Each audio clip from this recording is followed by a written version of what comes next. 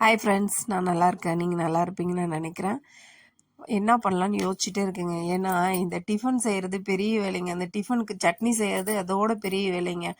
என்ன பண்ணலான்னு யோசிச்சு, சரி வெங்காயம் இருந்துச்சுங்க. வெங்காயம், பூண்டு, வரமிளகா, உளுந்தெல்லாம் போட்டு வெங்காய சட்னி பண்ணிடலான்னு யோசிச்சுங்க. ஒருத்தர் வெங்காய சட்னிக்கு உளுந்து போட மாட்டாங்க. ஆனால் நான் போடுவேங்க.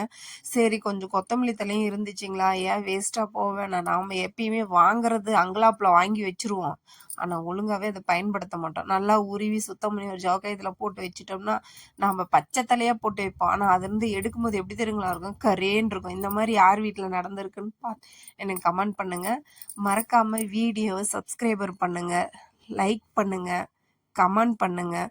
வீடியோ பார்க்குறீங்க ஆனால் லைக் போட மாட்டேன்றீங்க, கமெண்ட் பண்ண மாட்டேன்றீங்க. மறக்காமல் சப்ஸ்கிரைபர் பண்ணுங்கள் ஃப்ரெண்ட்ஸ்.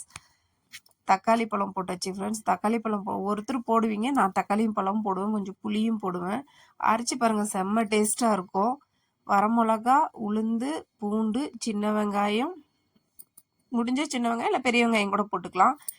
பாருங்கள், நல்லா நைஸாக அரைச்சிடணும். கொஞ்சம் திரியாக அரைக்கணும். ஆனால் என்னோட மிக்சியை பற்றி நான் அவ்வளோ பெருமையாக சொல்ல விரும்பலை. பாருங்கள், நைஸாக அரைச்சிட்டேன். மறக்காமல் வீடியோவை சப்ஸ்கிரைபர் பண்ணுங்கள். இன்னொரு வீடியோவில் பார்க்கலாம். பாய்.